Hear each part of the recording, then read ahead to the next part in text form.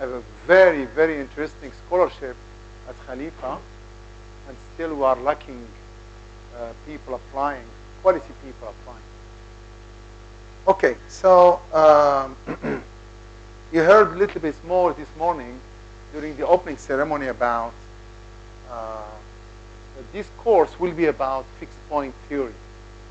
And even some people tried to motivate you by telling you that fixed point theory is very important. And basically what it deals with is a problem of finding solutions. So you try to formulate your problem in a way that you are looking for a solution, and the solution is interpreted as a fixed point. And you have, in this situation, few questions, natural questions, which is number one, do I have one solution or more than one solution? Number two, what can you tell me qualitatively about the solution? This is typical, for example, in chaos theory, bifurcation, and so on and so forth, dealing with solutions to differential equations. In fact, somebody was asking me right now about what does it mean to be an equilibrium solution and the solution of a dynamical system. So that qualitative approach tells you more about the solution than just a solution, or there exists a solution. And then you have another question, which is how, if we don't know how to find the solution exactly, which is the ideal, how can we approximate the solution? For example, if you look at square root of 2, okay, which is, I call it one of these aberrations or the creations of Allah that are weird, truly weird, all these irrational numbers, because we will never live with irrational numbers. We only live with rational numbers, okay? And if you look at square root of 2, okay, though we don't know what square root of 2 is, okay, because of this infinity of decimals, it doesn't stop, we can still approximate square root of 2. We have a mean of approximating square root of 2, and this is an old problem. The same with pi, by the way, okay? That is almost 3,000 years old. So this problem is still, till today, a valid problem, meaning how do you approximate the solution, if any? So this course is about the fixed point problem, okay? And I wanted to touch on the origin of this problem, the old, and also some new ones, some new questions. Now, I'm not going to be technical, to be honest with you. Why? Because you can easily read the paper on your own and see the technicalities and go over the proof, assuming the proof is correct. You can go over it, okay, and learn the technicality. What you want is what's behind the technicalities. So the last 2 days I have been working with my AI assistant, and I had this discussion with him about things that goes beyond what you can read. He can read all the publications, but he doesn't see what's behind the publication. So when you read the paper, you wonder, what did the author think before writing the paper? So you are doing the inverse problem, getting into the mind of the person who is writing that paper. So what I wanted to do is start from there, go over some. It's going to be a long process, okay? But bear with me. And if you look at the program of this course, me and Javid, we worked on it, and we put some titles for each lecture. I am not going to follow the titles. It's like a flow, whatever it takes me. If I meet it in the first, it's like students when I give them the syllabus for the course, and they start asking me about sections. I told them, this, you can do it on your own. But when you are talking to someone else, you cannot tell him, I'm doing section 3 of the book. It doesn't make sense. You are talking about the content. and what you are doing in that content. That's what you want to get out, not the title of what we are doing. What is it exactly that we are talking about? Okay, so let's start. First of all, if I say fixed point theory, fixed theory in general, you are dealing with a few important theorems that started the theory. Okay, so at the beginning it was not a theory. At the beginning it was a tool. Okay, used by others. The same with many branches of mathematics, like topology, for example. I'll be mentioning something about it. At the beginning, it was not a theory. It was just some tools that the people developed to use it to understand something. Like topology, it was interesting to understand the concept of convergence, closeness, and so on and so forth, formalism behind calculus. Okay? And fixed point theory finds its roots into three main theorems. Tarski is a discrete case that tells you any monotone mapping defined on a complete ordered set has a fixed point. Okay, that's Tarski. And then you have Brouwer that says every continuous function defined on a compact convex, locally convex space, compact convex subset, has a fixed point. Okay, that's the one that Imdad was mentioning earlier today with the interval AB, which is the easiest. Okay, continuous function defined on an AB to AB has a fixed point. And then you have the famous one, which is the Banach contraction principle. So the Banach contraction principle gave birth to metric fixed point theory. Tarski fixed point theorem gave birth to the discrete fixed point theory. Okay? And Brouwer fixed point theorem gave birth to the topological fixed point theory. Now you have to understand that there are three schools. Okay? And when we meet in this international conference on fixed point theory and applications, the three schools, they get together. Okay? And we start to see how we jump from one to the other one. Okay? Communicating with others. Because we stay in one area, but then we only focus on that area. Sometimes it's good to jump and see what the other ones are doing. Okay? And we have now dedicated journals in each area. Okay? In each area. We have one called Order. It was done by Rival, but and we have so many of them now in metric fixed point theory. And there is one more Canadian journal of fixed point theory from Canada, that is mostly dedicated to the topology one. Okay? So I'll be touching mostly on metric fixed point theory. So basically, my roots are with the Banach contraction principle. Great. So everybody knows about Banach contraction principle. Okay? Sometimes even it's taught at senior level undergraduate mathematics courses. But for sure, 100%, any master students in mathematics have seen this theorem. Okay? Everybody. And we know the proof. Okay? So the question comes, not me talking about Banach contraction principle from the classical point of view. How can we now look at it with some secrets behind it? Hidden secrets. So this is for the first time you're going to see me talking about this, or maybe even hear about this. So we're talking about the Banach contraction principle that you all know. But what is it behind it? What are the secrets that are behind it? Okay? And believe it or not, there are still secrets, till today, questions that we don't know how to answer. Okay? So I want to excite you to see it from a different what? Angle. Not from the classical angle that you learned when you were a student. Ready? Shall we start? Yes? Okay. So, metric fixed point theory finds its roots into, as I told you, the Banach contraction principle, and it has major implications.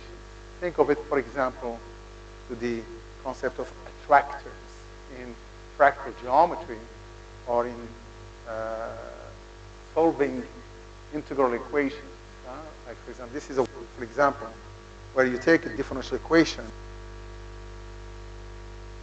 take it into an integral equation, and the solution becomes a fixed point. Okay? And that's how you start to apply the tools, including the Banach contraction theorem, to solve the problem in certain ways. Okay, so let's go to, first of all, when the Banach contraction principle was published. It was published in 1922. 1922. Question. Okay, because I will ask you a very, very tricky question, which, by the way, my AI assistant failed drastically. Okay? Drastically. I will ask you and see how you're going to react. Okay? And at the end, he threw the towel and he said, okay, please enlighten me. I'm talking about the AI assistant, not somebody. Okay? You will see. You will see in a second. I posted it, by the way, because it was so funny, his answer, that I posted it on Facebook. But let's go back here. So we understand that Banach contraction principle started in 1922. Okay. First of all, what is the fixed point? What we call the fixed point problem. The fixed point problem, you have a map, T. I'm looking at single values. In this course, I will not be talking about multi-valued. Okay? Though it's very shame, multi-valued is more natural, and I will say something about it. So you have a map that goes from A to B, and the elements of A and the elements of B are of the same nature. For example, you cannot have input that is a number and the output is a matrix. Okay? If that's the case, there is no way you're going to have an input equal the output. You can't. Because to have an input equal the output in the fixed point, you need to have the same nature. In other words, A and B, they come from the same big sets. Okay? Same type of element. Okay? Number one. Number two, you want to have something in common. Otherwise, how are you going to have input equal output? So we can assume, which by the way, traditionally we assume A equal B, self-map of A, but we can assume that they have some common thing. Like A and B do have some common point. Otherwise, the problem is ill-posed. So you are looking at under what condition we can find X such that T of X equal X, or the input equal what? The output. Is that clear? Great. Now, this is everybody across the world, everybody over the last, say, 100 years, 1922, 100 years, because Tarski's theorem as well as Brouwer came a little bit later, but let's say 100 years, okay? Everybody thinks of this problem. But there is something there that they discovered, and you will understand in a second why, that people did not pay attention. So again, what was the goal? What's my goal here? Is to take you behind some of the secrets, not just the technical parts. I'm not going to tell you, for example, oh, this is a fixed point. What is a fixed point? No, no, no. How can we see something that nobody saw before? Something new, because that's what we're interested in. I'm not interested to see what people saw, because what people saw, they already juiced it. They know everything about it. Okay? So can we see something else? So here, this is what I want you to pay attention to. Pay attention to this. So this, in fact, becomes what? Just ignore everything else. Okay? Ignore everything else. And pay only attention to this. To this. So basic math tells you this is an equation. Yes or no? It's just an equation. And what we are trying to do is to solve the equation. Okay. Now, I'm going to call it fixed point equation. Why? Because I have T of X equal x. Is that clear? That's what it is. So I can give you a quadratic equation, ax squared plus bx plus c equals 0, and I can make it what? Fixed point equation by adding x to the left and to the right. Does this make sense? Yes? You are with me, huh? So this is known as, no. I call it the fixed point equation. There is nothing about what? Fixed point equation. We have more about the fixed point what? Problem, the one you see there in the box, but not the fixed point equation. Are we in? Great. So you will understand in a second why. So now let's look at whether you are looking at the fixed point problem or the fixed point equation. How old? As I just told you that for us, what we know is 1922 with the publication of, what's his name? Banach, PhD.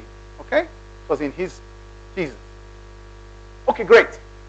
Now, let me show you how old it is. Okay? It's older, by the way, for thousands of years. But let me just take you to the meaningful historical point. Start from there. Okay? But there is even more to the story. I'm not going to talk about this. Here we go. So, the man I'm going to be talking about is really famous. And I'm so obsessed by him to a point where he wrote a book. And that book in Arabic. He wrote a book in Arabic. And that book is not translated to English. Okay? And it was only translated to Russian. And people who are working in history of mathematics, they hated the translation. And the reason why, because the Russians added comments. And when you are looking at history of mathematics, you should never add comments to the translation. What you want to do is translate exactly word by word what is like translating the Quran, for example. Translate what the author wrote. Why? Because the people are more interested to go back into, as I told you, the mind of the author. You understand? Once you start putting your words or comments, then we don't know anymore, was it, what's his name, the author, or was it the one who did what? The translation. Okay. Let me give you an example of this. We are like friends here. Huh? I'm not formal. Don't expect me to give you a formal lecture from now till Saturday. It's very informal, okay? I'm considering you as friends. We can go afterward, have coffee, and we can still talk. We take it as easy as possible. The example I tell my students is Euclidean geometry. Okay? Euclidean geometry. And the best example that I talk to my real analysis student is square root of 2. And the story of Euclid with square root of 2. And what's interesting is that the geometry that you know of, Euclidean geometry, comes from a big book called The Element. Okay? It was written by Euclid. The only problem is that the original version is lost. When the Mongols attacked Baghdad and Basra, they burned all the books. So we lost the original copy. The only copy left to us is the translation from the Greek to Arabic to Latin. And the problem is that the mathematicians, the Arabs, added comments. So the people are no longer clear of what was the problem with Euclid. Specifically, the last part of the element, because he talks about square root of 2 and the problem he had at the end of his life. Okay? And the reason is because he knew that square root of 2 is not rational, but he did not know of what are the irrational numbers. And it was a real number for him. Why is it called real? Because he uses the Pythagorean theorem to show the distance between two points. Now, let's move on. So what is this? This is the approximating sine of 1 degree. Okay? And the reason is, and the motivation is to compute the circumference of the Earth. Okay? And 1 degree, think about it this way. 1 degree is a vertical angle. Let me show you. So you have a right triangle. So if you have 1 degree, and you have r on the hypotenuse, what you have here is r sine of 1 degree. Okay? Except that 1 degree is extremely small. Okay? And therefore, if the angle is very small, this measurement will be below the errors in the old days. So you couldn't get a better approximation of sine of 1 degree. So what do you need to do? You need to make r what? You can't control 1. 1 is 1. You need to make r big. If r is big, okay, this number becomes enough that when you measure it, you fall within the, you have no problem with the error because of your instrument. We're talking about 500 years ago and how they used to do it with sticks, okay? So the Khalifa of Baghdad at that time, he said, okay, where can we go to have flat surface? Because if you are on a curved surface, geometry now, non-Euclidean geometry, you cannot have a right triangle. Okay? So you need to go to somewhere where you have a flat area, big area, flat. And they went to Central Asia, and he sent 2 teams. Why? Because he wants to do 2 measurements and compare the result of the 2 teams. So you have to send 2 teams to Central Asia. They will do the measurement, and they will come back for the approximation of sine of 1 degree. What did they tell you before? This is important to have the approximation of what? Of the circumference of the Earth. And why are we interested? Khalif was interested if he sends an army in this direction, north. He knew they will come back if they continue all the way back to Baghdad from the other side, because it's circular. So he wanted to know how long it will take them to go from Baghdad back to Baghdad, okay, without talking into the issue of oceans and so on and so forth and difficulties. But that was his motivation.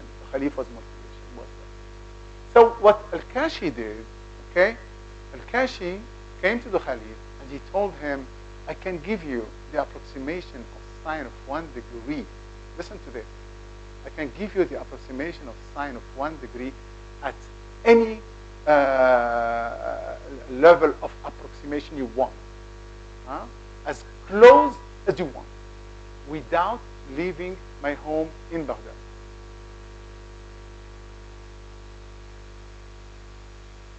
That's what I tell my students. This is the beginning of what? Calculus. This was done before calculus. Okay? Because when you are looking at approximations, then you are looking at calculus. That's how it was born, calculus. Because our friend Newton wanted to find the instantaneous speed instead of the average speed.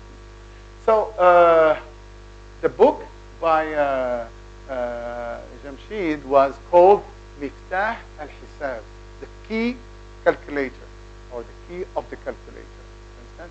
Is the key to use to open just calculations, which is what we call now modern numerical approximation.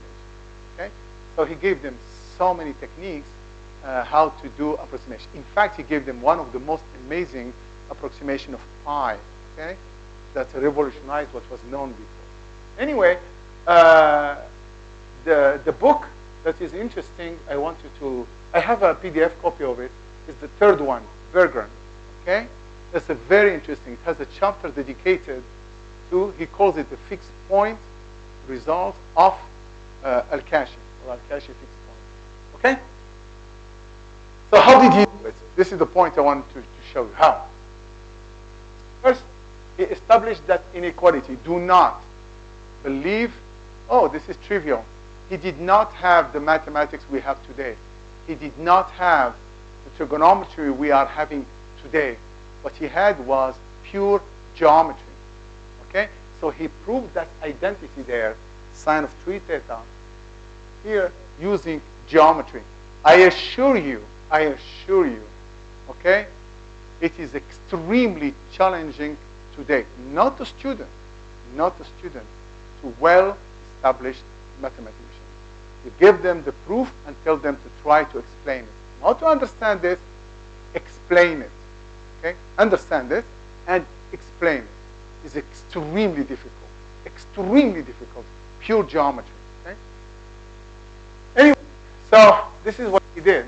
He put x equals sine of 1 degrees, and that equation gives you this. Now, sine of 3, they knew about it. They could approximate it. The problem was 1 degree, sine of 3 degrees. They had tables with sine of 3 degrees, okay, and other angles. But they couldn't do the sine of 1 degree. So what I want you to pay attention now is, look at this equation. That is what? Yeah. Yes? Now, go down to the last one. Al-Kashi iteration. In that book by Berggren, he put this. Except my student who did a PhD on Al-Kashi in the States, from a mathematical education point of view, mathematics education. It's really very, very interesting. So when we started working, me and him, he was Jordanian, and when we started working on this, that's where I discovered the fixed point equation. So what they are all saying, the authors, okay? They are saying that this is the precursor to what? To Picard iteration. Basically that he was using Picard iteration. And in fact, he was not using Picard iteration. By no means. Okay? So let me explain something first. This is the graph of x, and this is the graph of g of x. And as you can see, they meet. In fact, who was asking me earlier? Oh, you asked me.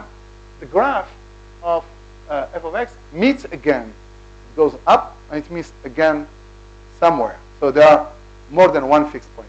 It goes like this, and then like this. There are 3 fixed points.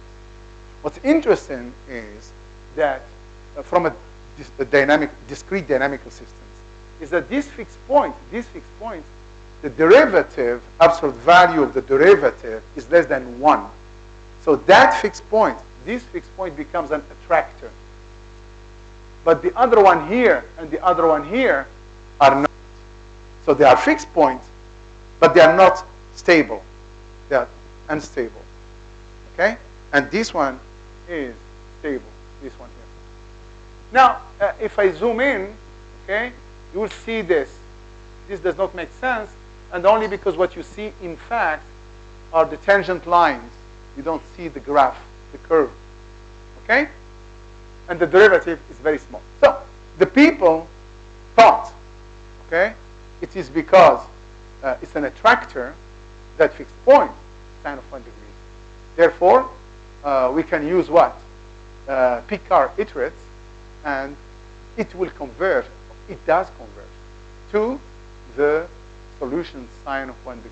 And this way, since it converges, and you are iterating, you can get this approximation as much as you want. See? That's what they thought. But in fact, that's not what he did. So let me tell you what he did. It's very interesting. And that's why I started to pay attention to the fixed point equation, not the fixed point problem. Right? So this is part of the fixed point problem, but it's false. That's not what he did. So what did Al-Kashi do? He came back here, and he said, okay, my x is between, they knew this. It's very small.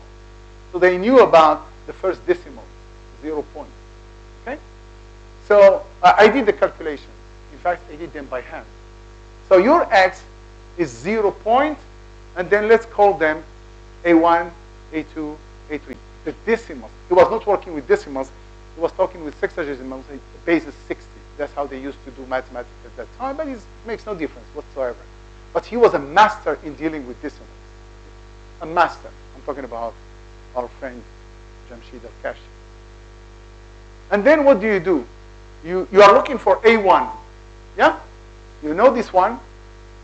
Then you use the algebra. And you say, okay, x is equal to 0.81.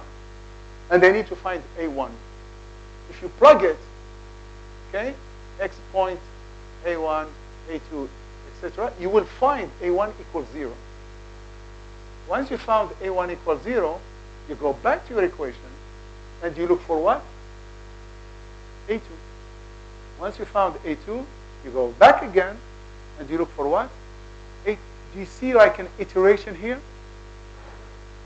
So they thought what he was doing is taking an input, put it, get an output. Take the output, put it back, and get the input. That's not what he was doing. He was purely working with what? With the equation. And the decimal what? Development of the solution. Now, do we do this somewhere else? So now we're thinking. On what? On the fixed point equation. Have we seen this before? Yeah. When we are trying to solve a differential equation and we look for a solution that is a power series. And we are just looking at what? At the coefficients.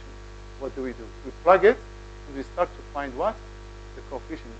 Many functions are defined and found in this fashion. Solutions like these complicated functions like Bessel functions and so on and so forth, they are found in this manner. Just plug them in and you will find what? Like an iterative for the coefficients, and you find the coefficients. You are not solving your solution by doing the Picard iterative. No, by no means. Okay?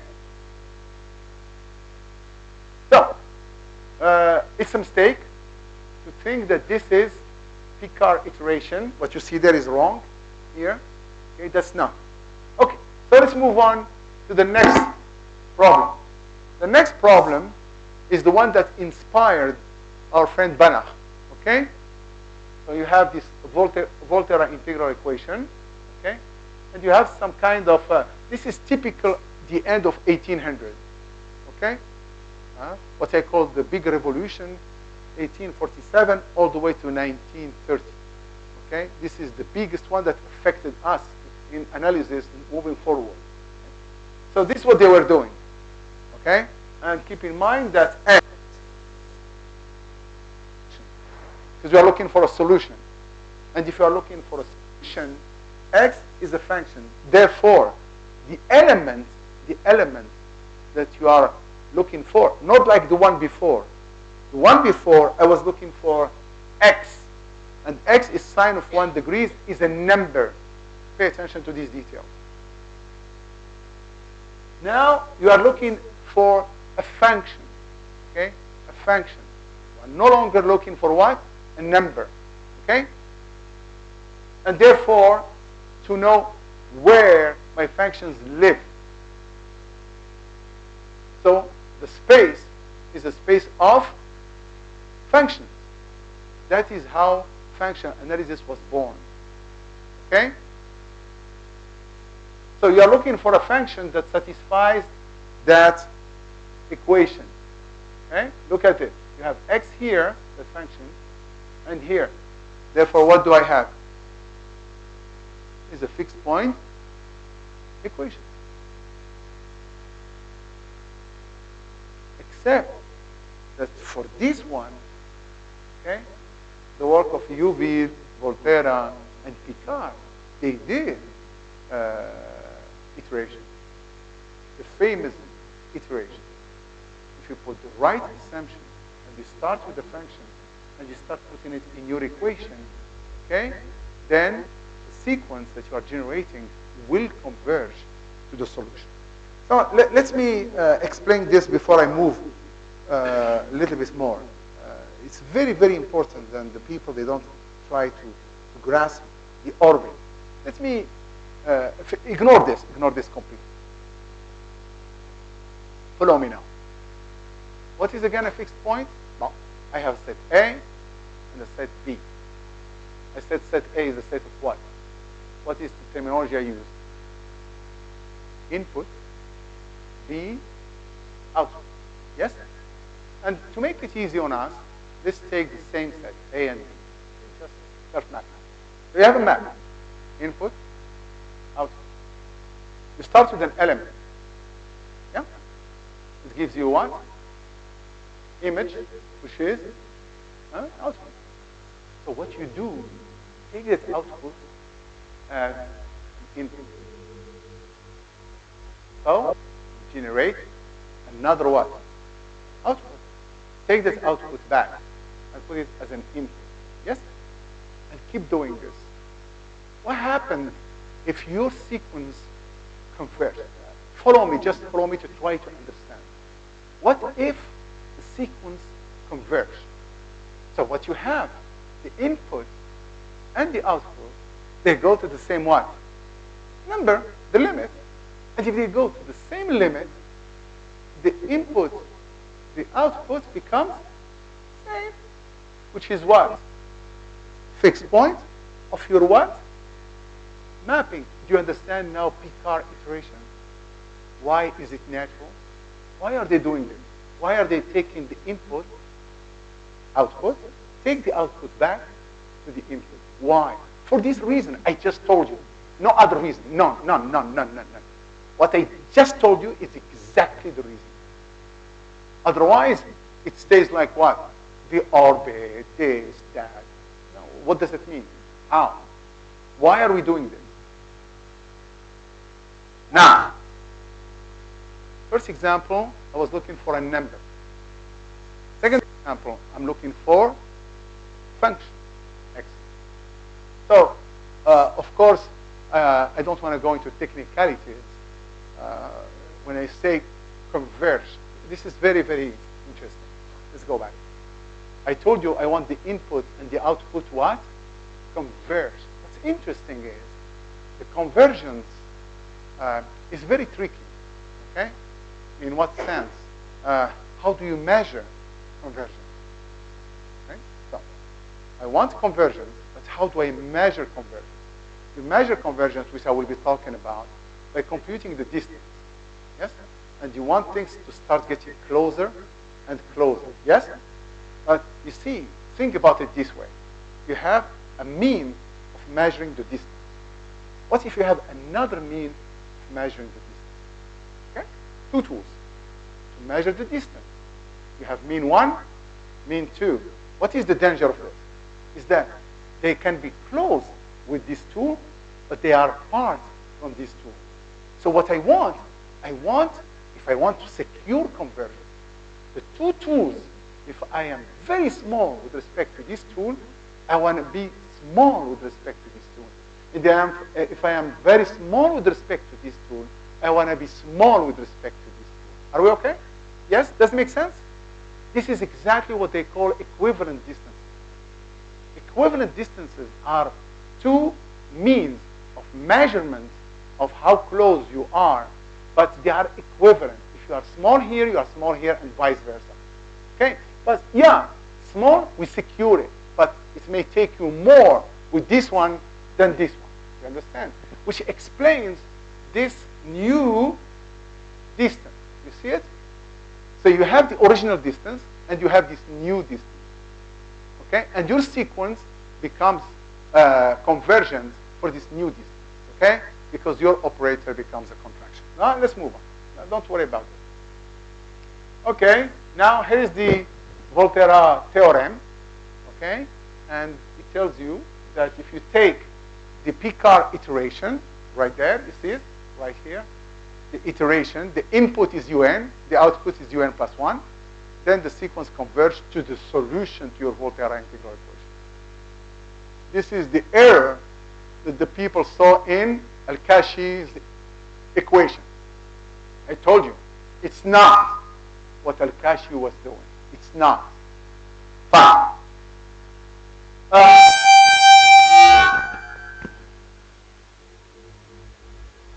The Volterra integral equation is connected to our first semester course on differential equations, meaning an IVP, initial value problem. So you take it, you translate it into an integral equation, and you do what you just did. So that's how they solve the differential equation. It's very rare that you attack the differential equation frontal. Okay? We always transform the problem into an integral equation and then move on. Like yesterday, I was explaining the Laplacian equation connected to the Dirichlet energy integral, which basically falls under the same idea. Okay, let's move on. Now, it's a totally different problem, okay? Which is what you do, you have something called iterated function system, yeah? And the terminology IFS is fairly recent, 1981, okay? Fairly recent. But let's ignore this one for a second, and let's here to this one. Okay, so everybody has seen this class in your topology class. This is an example of an amazing set. It was discovered by Cantor. This is all 1800, late 1800. They were crazy. Okay, I can tell you more about that period of time, which really they came up with some crazy ideas.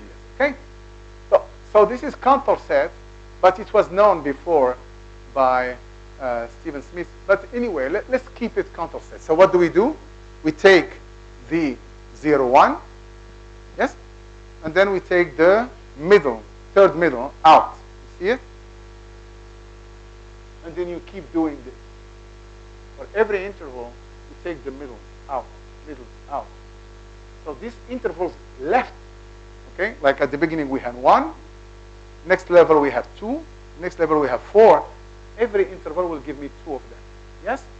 Huh? And then they are becoming smaller and smaller. Since I'm using a union of finite number of closed intervals, it is closed. Remember, topology now is there on the real line, not in metric spaces. That I had to wait till 1914. I'm talking about on the real line, okay?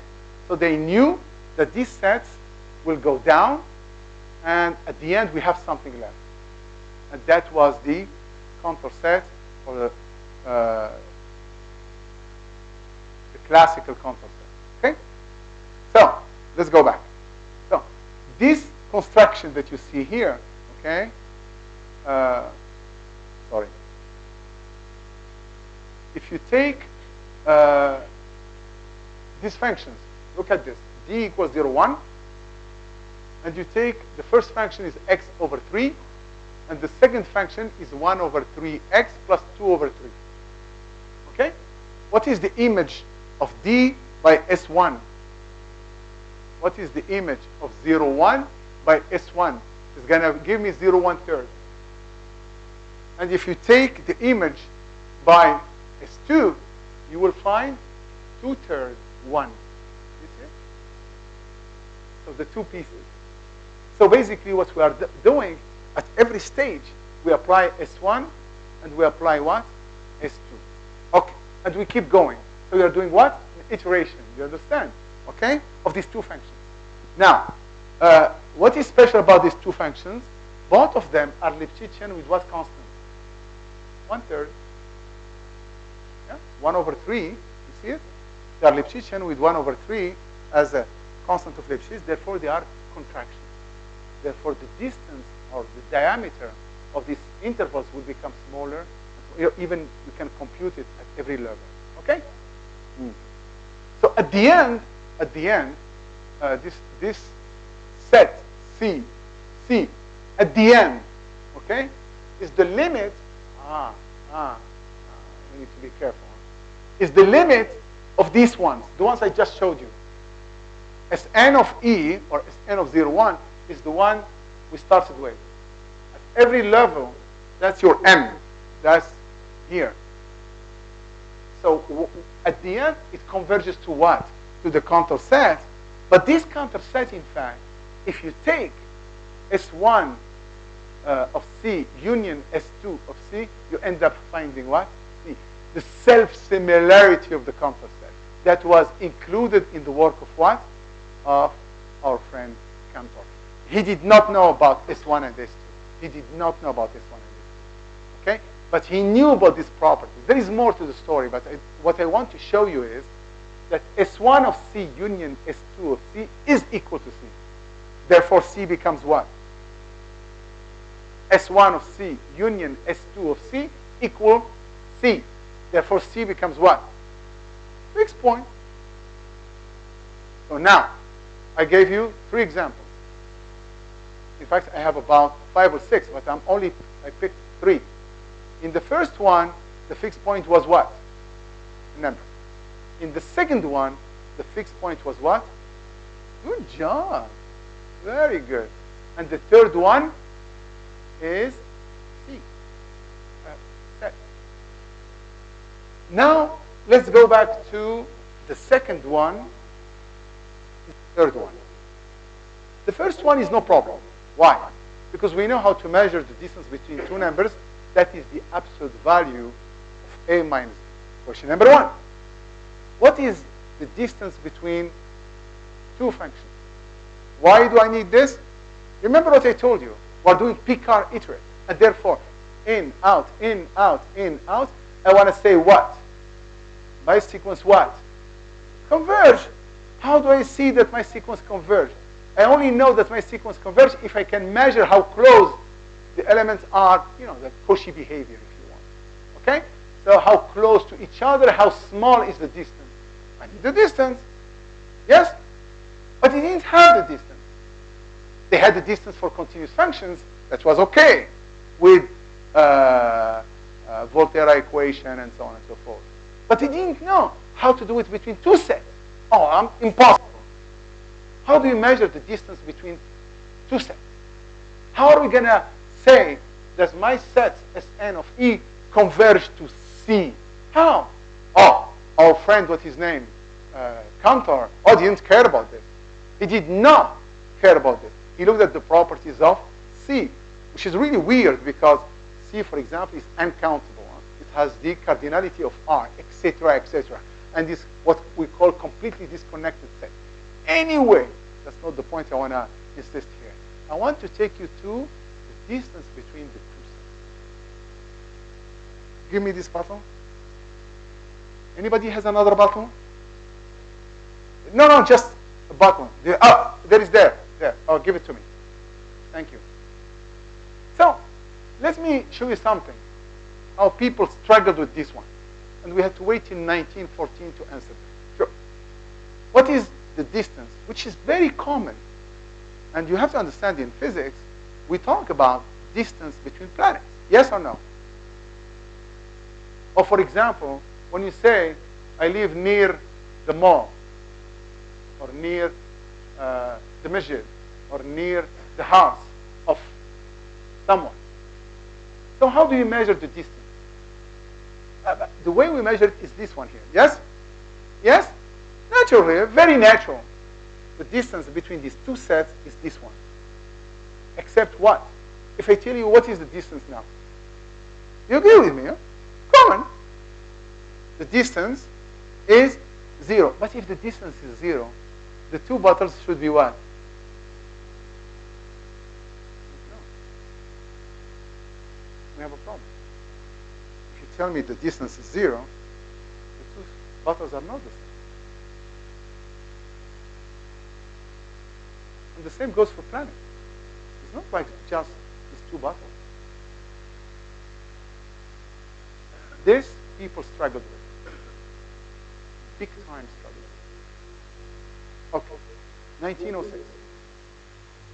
Okay. I'm now diverging. It's there, but I'm diverging. 1906. Adam asked pressure. And you find the distance. It was in French. He did not use the word distance. He used what we call in French écart. You don't use the word distance. Say écart, which is the difference between the 2.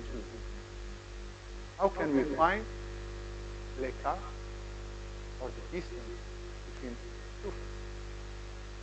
Wait, 1906. You told us that, what's his name? Volterra, Duville, others, they did them in 1800. Why do we have to wait for 1906? Because of Lebesgue. Measure theory was born. Early 1900, late 1800, beginning of 1900. It's very interesting to see all this going on at the same time. So now, a function is no longer a function.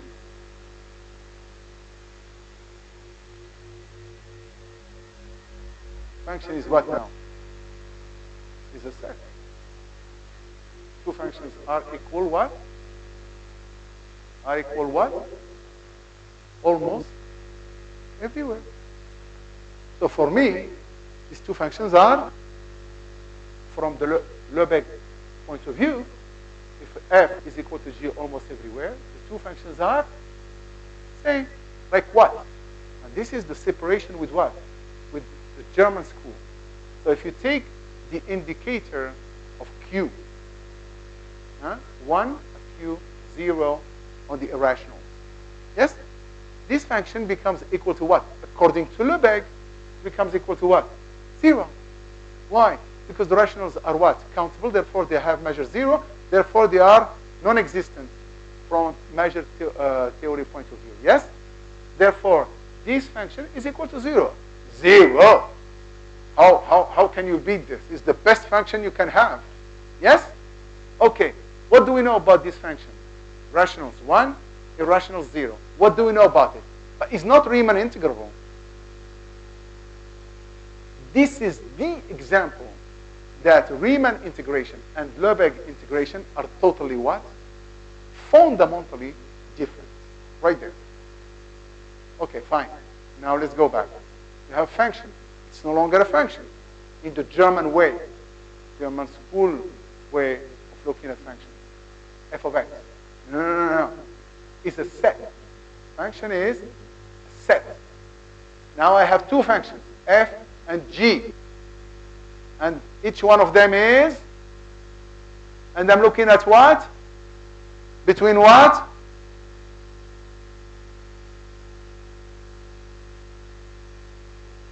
F of x, set. G of x, set. And you are looking at what?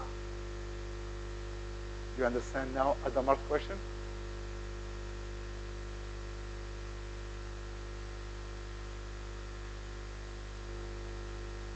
So this problem, if you look at it from the distance point of view, is very complicated. Cantor did not. Okay? So, we have fixed point, which is what? Number. Fixed point, which is what? Function. Fixed point, which is what? Set. Therefore, when I write t of x equal x, x basically can be what?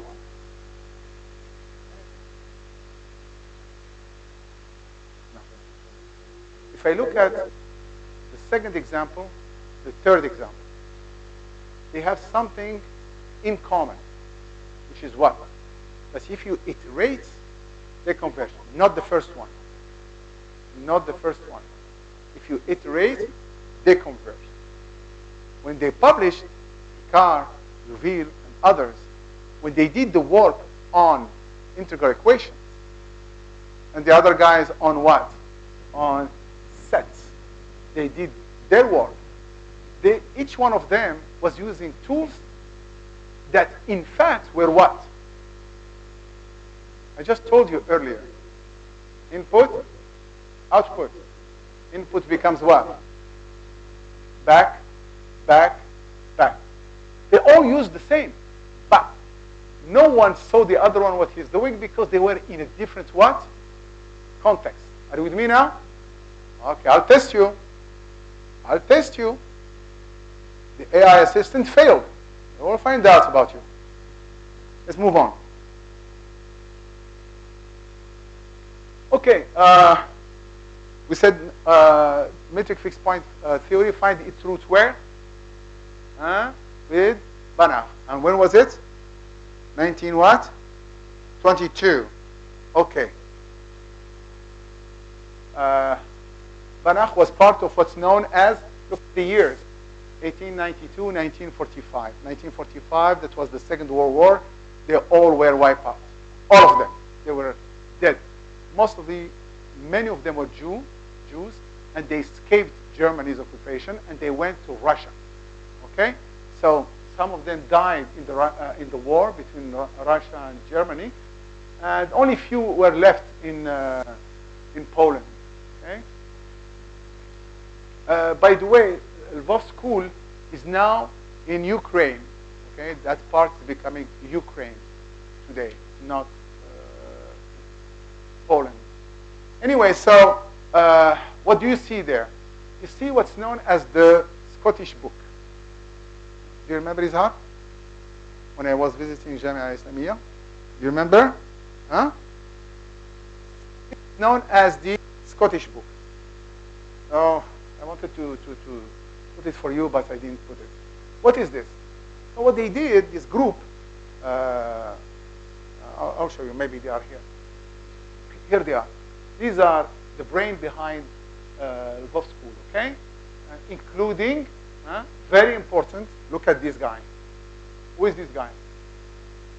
You see? Anybody sees it? It's in red. What is it? Banach. Can you believe Banach, that's the only one we know, okay? And he's standing. Do you see him standing behind the guys? What does this mean? That's why, in fact, I want to show you this picture. Why? Why do you think he's standing? Because the guys who are sitting Arwar are far more important than him. Can you believe it? So anyway, so these people, what they do, they go and they have coffee. They leave the campus. It's a city. Huh? It's not like AMU, where you are far from a coffee place. You are in the city. It's like University of Paris. In Europe, the university is in the city right there. So I just crossed the street. I am in a cafe. And they go to the same coffee place called Scottish Cafe. Okay? Which is now a hotel. I found the picture, but I didn't want to put it. So when they go, what they do, it's really interesting, which explains the Scottish book. So what they do, they start talking math. They are mathematicians. Yes? And then they get the enlightenment, a question. And they are, oh, I know how to do it. Oh, how do you do it? Oh, this way. Go this. Oh, I'm stuck. Oh, the other guy will tell him, do it this way. No, this way. These are the best of the best. These are the people who founded functional analysis. You understand? They are the founding fathers of what's known today as functional analysis, or modern functional analysis. Okay? That's what they used to do. They start writing on the table. And who was mad? They start writing on the table. And who was mad? The owner. The owner was mad. Because the table starts what? They move to another table. Once the table is full, they'll move to another table. I mean, the guy told them, come on, guys, you are destroying my table. So you know what he did? He bought a book. I mean, not a book, notebook. And he put it behind the bar. When they come to have a drink, he will take the notebook and he will put it. And he will tell them, do not write on the table. Right here. Okay, they write. And then he will take the notebook when they are done, and he will keep it for next time. That book is worth millions of dollars. Now, some of them, including Mazur, for example, some of them, they put questions, okay, that they didn't know how to answer. They will write them in the Scottish book. Why? Because the guys who are coming after, they can read it and see the questions and try to solve them. Okay? Mazur, he wrote a problem, 153, I believe, and he wrote, whoever solves this, I'll give him a live goose, live chicken. A goose, not a chicken. Big goose. Yeah? They all died. Mazur was the last one still alive. And who solved this? The problem, whether any separable Banach space has what's known as Schauder basis. And he gave them beautiful counterexample, amazing counterexample, hard one. It was Inflow, Swedish mathematician. And he solved the problem in 1972. It's problem number 153. And he was still alive, Mazur, so he had to go back to Lvov, and he was offered the goods as it was written. Whoever solved the problem. Of course, Inflow is an extremely famous mathematician that solved some of the profound problems in function analysis. Okay. Now, let's go back to our Banach contraction. You will see why I'm telling you all this. There is a reason why. So Banach contraction principle. So what is Banach contraction principle? We have a distance, we have a metric space, and we have a contraction. Yes? Remember the famous 1/3 Lipschitz constant? And so what do? You take the iterations. Yes? You understand now the iterations? Always think about it like this. Input becomes output. Output becomes input, etc., etc., etc. That sequence satisfies this. Sure, 100%. Once you have this, then this goes to 0. But this will not be enough for you, because if the next one is closed, does not secure that this and this will be closed. You understand what's happening? There are sequences in R where the next one is closed, but once you go far, you start to go far from this one in the sequence. So I don't want only to have the next one closed. I want to have what? This one and this one closed. Sorry. That's what I want. Are you following me? What I'm trying to explain to you is the concept of Cauchy. The difference between the sequence xn and xn plus 1 are closed, or xn and xm. So this can be closed, but this one will be what? Far. So what you don't want that. Why? Because if they converge, they are all close to what? To the limit. And if they are all close to the limit, they are close to each other. Yes or no? I love you, Wallah al-Azim, I love you. I swear. What if you don't have the triangle in it?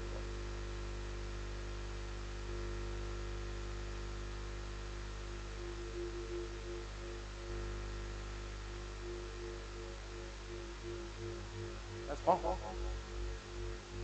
What I just told you is wrong. Okay. So, let's go to the next slide. You will understand. Next slide. So now, look at the first one. Look at the first one. What did they do? What did they do? Triangle what? Yes. So, doing the math, this, we know how to control it. And then when you do the algebra, you end up having this. But you told me that k is less than what? Huh? Than 1. Therefore, this will go where? 0. Therefore, this will mean what? That the elements of the sequence are what? Close to each other. Cauchy. If I throw in what? Completeness, then I have what? Convergence. This is the famous what? Banach contraction principle. Do we agree on this? Sorry. Here is the theorem. This is the theorem that appeared in 1922 in his PhD. Okay. Now let's see. You know the answer. I gave you the answer. Show me that you are better than my AIs. Ready? Huh? Ready? For sure. 100%. If you fail, you pay the coffee. I always tell my students. In fact, in America, I even open an account with Starbucks. I tell them, you go, because I can't have 10 coffees in one day. I tell them, you go and you pay for the coffee under Camps's account.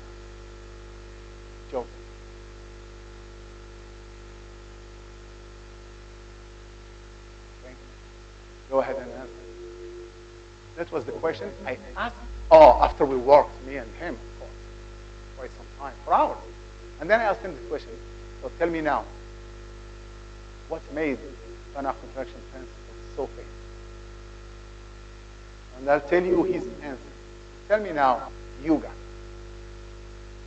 Who wants to tell me? Oh, by the way, do we know the answer? Oh, yeah. You mean we know the answer? No, no, no. You mean today? Yes. Tell me.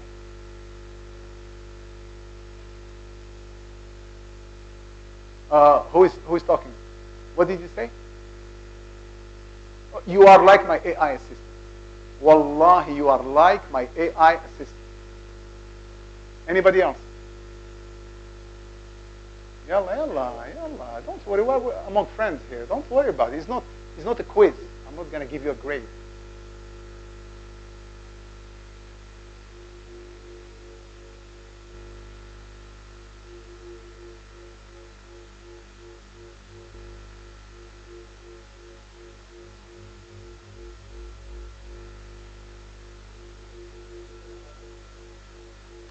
This is exactly what my AI was saying.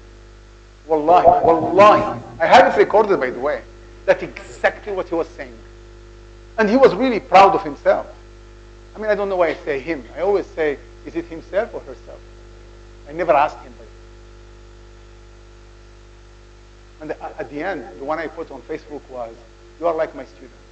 Ha, ha, ha. He was telling me, ha, ha, ha. Yeah. So tell me, guys, what made this theorem famous? So you see, the reason why I'm asking this question, and that's what I was telling the AI assistant. I told him, listen, to answer my question, you need to think outside the box. What do I mean by outside the box? How does AI work? Whether it's DeepSeek or ChatGPT, makes no difference. So how does it work? In fact, what they do, they get what they call librarians. It's true. They get this librarian. And in America, because they have access to smart chips, NVIDIA, fancy chips, Chinese cannot. Okay? It's illegal to export these chips to China. So what they do in America, they invested millions of dollars, a lot of money, to buy these fancy chips. They put them together, and they create what's known as a super librarian. And that super librarian knows everything. Once he knows everything, and you ask him something, he knows everything. So he can give you the answer from what he knows. He absorbs that knowledge. And he keeps absorbing more knowledge. Okay? Great. What did the Chinese do?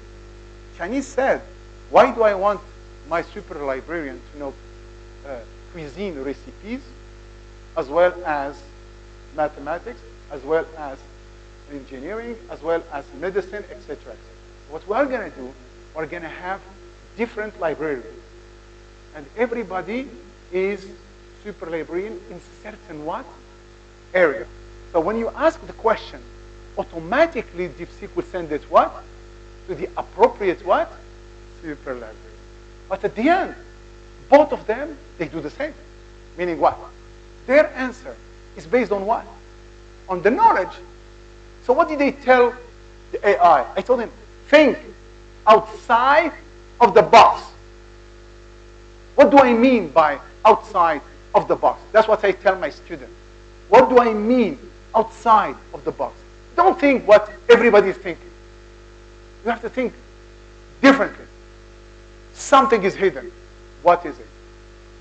Again, let's go back to the question. What made Banach contraction principle famous? And by the way, do we agree it's famous? First of all, let's agree, because some people, they consider themselves famous and they are not. Okay? Like me. Okay? I'm not famous. Huh? But we do agree. Nobody will tell you no, that the Banach contraction principle is famous. Okay? Why is it famous? What made it famous? Go ahead. I'm sorry. No. That's AI. Wallahi, that's AI. I'm serious. Anybody else? Who is talking? Somebody's talking. Go ahead. Don't be shy. Whatever. Ah. Wallahi, I didn't hear you. That's AI. That's not thinking outside of the box. So, let me give you a hint. That's exactly what I did with him. I told him, okay, stop. Let me give you a hint. I told him like this, let me give you a hint. Because what he was doing, you will go to the knowledge, and he will give me this list. This, iteration processes, finding solutions, this. Why? Because that's what's out there. Yeah? That's the answer. But that's not what I want to hear. Okay? You want the hint? Let me give you the hint.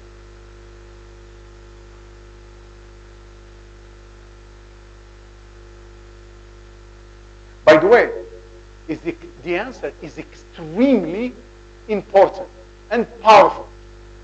Oh, do we know the answer? 100%. Uniqueness is just one word. Come on, guys. Or if I cut it into 2 words, uniqueness. 2 words. Who is talking? Input, output. MashaAllah, wallah, you are good. No.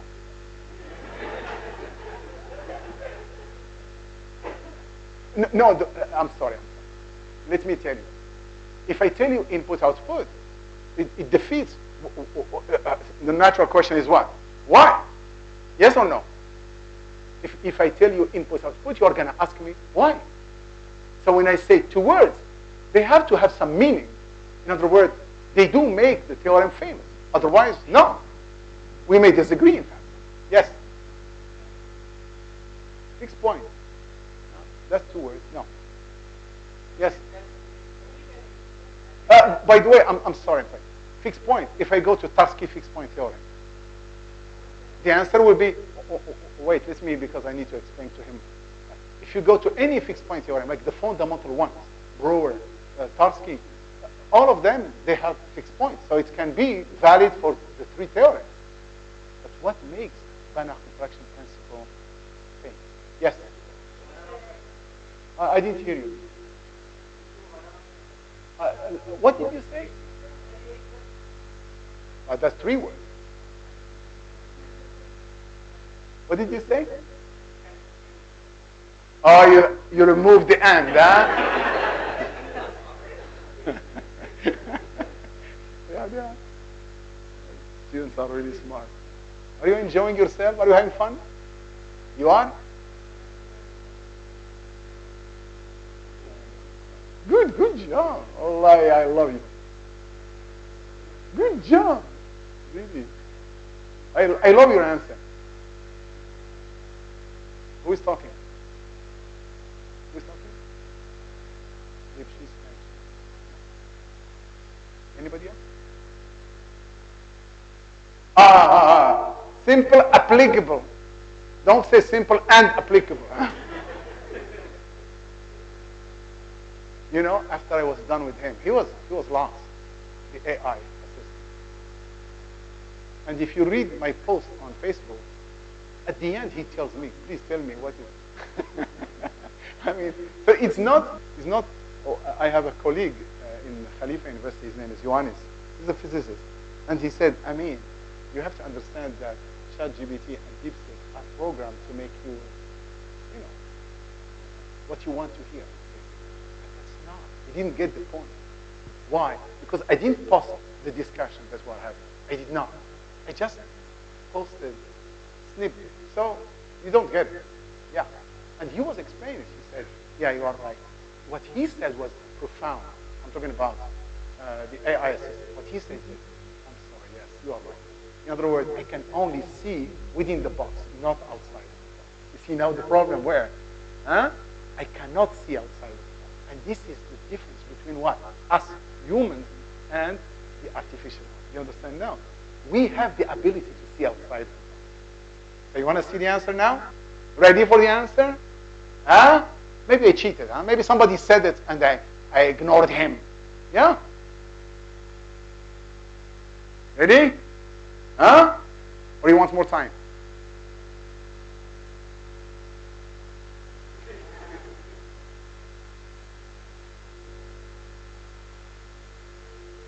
When was it born, the matrix spaces? I told you.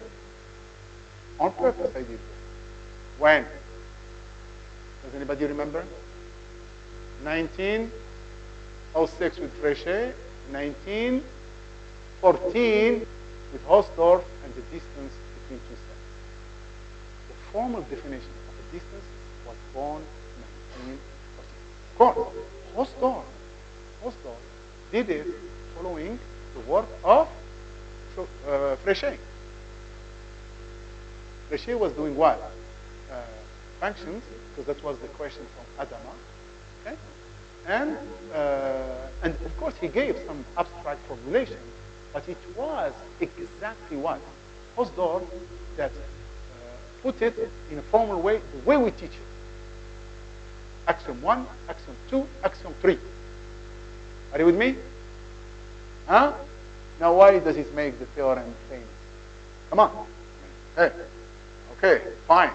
Tell us 2 words. Okay? Why? You understand? Why? Is it the triangle inequality? I mean, that's axiom number 3. So, is that what it is important in that theorem?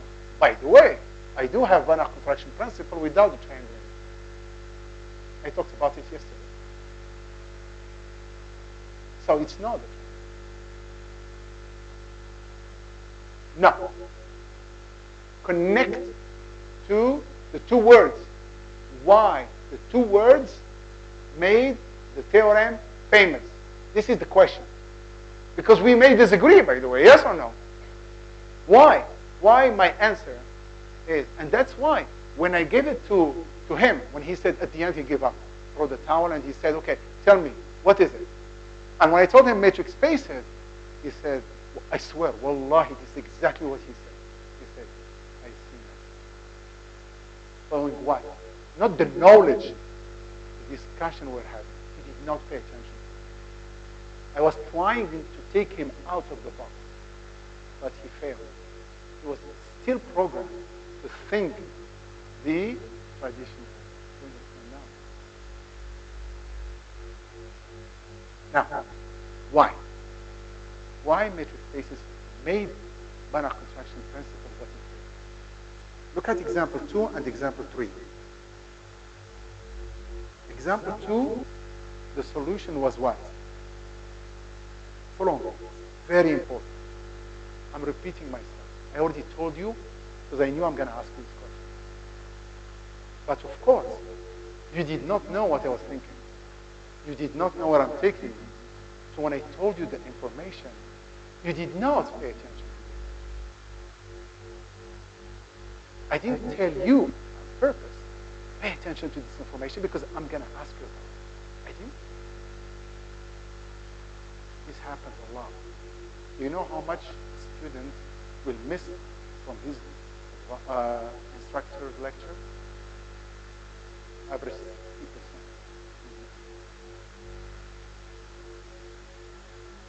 So, second example, what was the solution? Function. Third example. And there is more. When I talk about this point, I give them more. Now, if you look at how we got the solution, I told you that too. In both cases, we're doing the iteration. Pick up. Yes? Except what? That these people are working here. They understood. They use the tools. They use it in other problems, by the way. Yes? And these guys, they use the same tool in their areas. But they did not know that the 2 of them what? Are using what? What did Banach tell them? You guys, both, are using the same tool. Except one in a matrix space where the elements are functions, and the other one is a matrix space where the elements are now the kill. Ready for the kill? Ready for the next question? You want to hear the next question? Now they are excited. Because now they say, okay, Now we are thinking outside of the box. Now we know what he means. Huh? Now we are ready. You are ready? Calculus book. How many theorems do you have in calculus book? It's connected. Don't worry about it. Calculus book. How many theorems do we have in calculus book? Roughly. There is no way somebody knows that exactly. But roughly.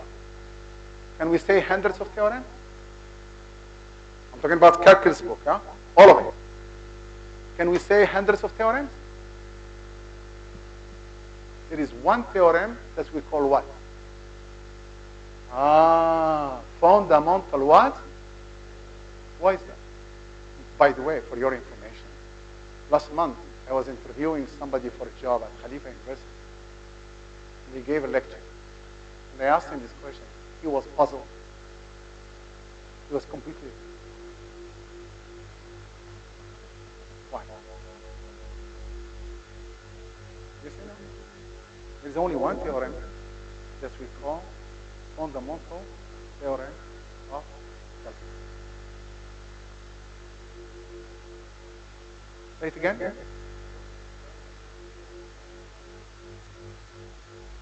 In fact, if I push what he's saying a little bit more, the concept of integration is based on two areas. The British school, Newton school, and the German school. The German school was looking at what? At the area problem. Area. Geometry. Newton school was looking at what? The antiderivative. Why? Because of physics. If you have m times the acceleration equal the resultant force, sometimes it's a differential equation, second order, yeah? But how do you solve it? Sometimes you solve it by taking what? The antiderivative, the inverse of the derivative. He is the one who came up with the derivative. Talking about Newton. So the problem of Newton was working on is the antiderivative. Okay? They call indefinite what? Integral. And what these people are working on? The Germans? The area problem. That we call what? Definite integral. Now, one problem is the area problem. One problem is the inverse problem of the inverse of the derivative. And what did the fundamental theorem do? It's connected the two different areas. This is very common in mathematics. Two different problems, it connected them. So what did our friend Banach do?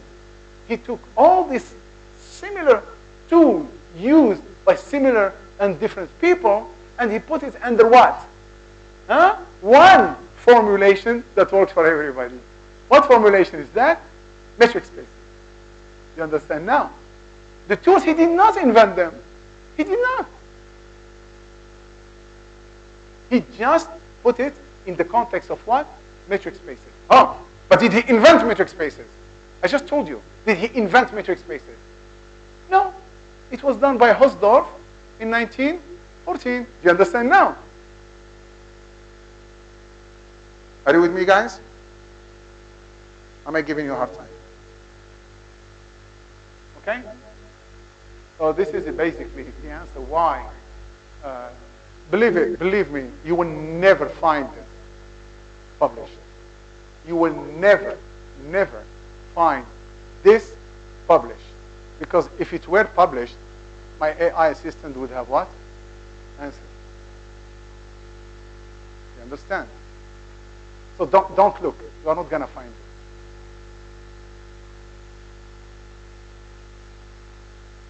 Okay, so I was telling you this, okay? This is about what? The beginning of the distance from our friend what? Fréchet and Adamar. You have the thesis. I have a copy of it if you are interested, okay? And this is in French, of course. And it's called what? Le calcul fonctionnel, functional analysis, huh? Okay? Functional analysis. Great, so then you go to our friend Hausdorff. Yes? Now, quickly, let me just tell you something about him. There where you find dxy equals 0 if and only if, dxy equals dyx, and the triangle inequality. Yeah? And by the way, all what you see there goes back to Fréchet. And for your information, it's a very important step. Okay? People are missing this. Where did they get this? Let me ask you, where did they get these axioms 1, 2, 3? Yalla, who wants to give me this answer? Yalla, Shabab, tell me. Have you ever wondered from where they got these axioms, 1, 2, 3? We all teach this to our students. Have you ever wondered what the roots of these axioms, 1, 2, 3? I didn't ask you whether they are valid or not and this and that. I asked you where, because that was published in 1914 in the book by Hausdorff. You understand? Question is, how did he get axiom 1, 2, 3? Let me give you a hint. It was done by Fréchet. Okay, he got it from Fréchet's work. Okay, the one I showed you before. From where did Fréchet get this? What was the equation, question asked by Adama? What was it? I told you, this distance between 2, no. Functions. Adama asked him, what is the écart or the distance? He didn't use the word distance. It was used by Hausdorff. It was the écart between two functions. Yes? Where did he get the axioms 1, 2, 3? Okay, I'll help you. How do you measure the distance between two continuous functions? Allah, come on. Defined on AB. Come on, you know the answer. What is it? Oh, wallahi, I can't hear. Soup? La. Give me the answer. So we have two functions defined on AB, continuous, and what is the distance between these two functions? Yalla. It's not max, it's the supremum, yes? Let's go for supremum. Supremum of absolute value of, that's how we found it. That's exactly how we found it. Wallahi, that's exactly how we found it. Axiom 1, 2, 3 is from this. We take a function and we go back to what? To R, f of x, and we look at what? The distance between what? F of x and g of x. How? Absolute value of f of x minus g of x. On the real line, with the absolute value, we have the three axes. You see it now? So he gave it in his thesis. And the other guy formalized it into what? Abstract sets. Okay? What's the name of the book? It's written there at the bottom. What's the name of the book? Do you see it? It's in German, by the way, but the English translation. What is it? Basic what? Set theory. Basic set theory. What is it? I mean, he's going to define distance, metric space, with basic set theory. It was volume 1. I mean, not volume 1. Version 1, edition 1. Edition 2. Edition 3, he dropped what? The word what? Basic. It's called set theory. And that book, anybody who does mathematics knows that book, especially in Europe, by heart. It was translated to English sometimes in 1957. Anyway, so it's really funny because the birth of topology is there. There is a chapter dedicated to, he didn't use the word topology. So he gave what was known before in terms of what? I'm talking about accumulation point, interior point, boundary point, ball in a metric space. So you see, abstract topology comes from what? From the topology on the real line in metric spaces, not the other way around.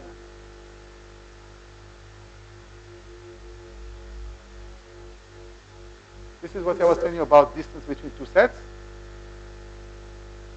triangle inequality, and people started from 1914 moving forward to try to change the three axioms.